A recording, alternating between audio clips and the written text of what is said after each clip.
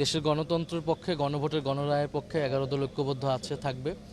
এবং সন্ত্রাস মোকাবেলায় শুধু 11 দল নয়, আমরা বাংলাদেশের আপামর ছাত্র জনতা সহ সকল গণতান্ত্রিক, রাজনৈতিক, সামাজিক শক্তিকে ঐক্যবদ্ধ হওয়ার আহ্বান জানাচ্ছি। কারণ গতকাল হবিগঞ্জ থেকে আজকে গোলাপগঞ্জ আমরা যা দেখছি যে সন্ত্রাসীদের অভয়ারণ্যে দেশকে আবারও নিয়ে যাওয়া হচ্ছে এবং সরকারের সন্ত্রাসী চরিত্র জাতির সামনে উন্মুক্ত হচ্ছে।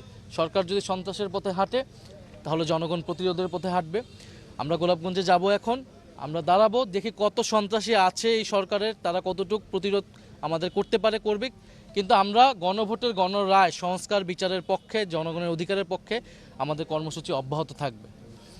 না, আমরা বিষয়ে কোনো ইয়ে পাইনি। যেহেতু আইন শৃঙ্খলার বিষয়, যেহেতু দায়িত্বে রয়েছেন স্বরাষ্ট্রমন্ত্রী সালাউদ্দিন আহমেদ, তার সঙ্গে স্বরাষ্ট্র মন্ত্রণালয়ের সঙ্গে আপনাদের কোনো যোগাযোগ হয়েছে কিনা?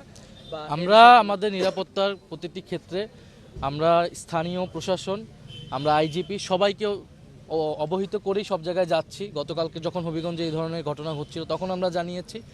আজকে গোলাপগঞ্জে কিন্তু তারা বলেছিল সম্পূর্ণ কিছু হবে না, সম্পূর্ণ নিরাপত্তা থাকবে, সেখানেও গাড়িতে হামলা হয়েছে। তাহলে সরকার সংস্কার চাচ্ছে না, সরকার কোনো ধরনের গণতান্ত্রিক পরিবর্তন করতে দিবে না এবং কোনো রাজনৈতিক শক্তি নতুন করে উত্থান ঘটুক সেটাও চাচ্ছে না। একইভাবে পুরনো কায়দা বিরোধী দলকে আক্রমণ করা হচ্ছে, হামলা করা হচ্ছে। খালেদা জিয়ার গাড়িবহরে যেভাবে সন্ত্রাসীরা হামলা করেছিল, একই কায়দায় কিন্তু তারা এখন আমাদের গাড়িবহরে হামলা করছে। তো এর জবাব ইনশাল্লাহ বাংলাদেশের জনগণ দিবে।